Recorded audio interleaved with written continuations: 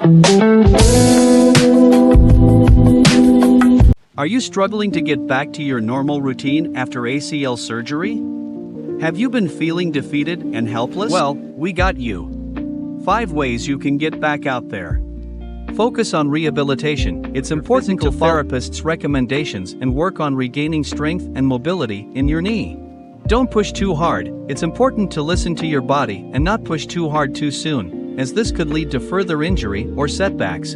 Set realistic goals. It's important to have a clear idea of what you want to achieve and to set achievable goals along the way. Consider a support. Talking to others who have been through a similar experience can be helpful and provide a sense of community. Communication with your doctor. Regular follow-up appointments with your doctor can help ensure that your recovery is on track. Remember, recovery from an ACL surgery takes time and patience. By following these tips and tricks, you can set success and rebuild your life after an ACL surgery.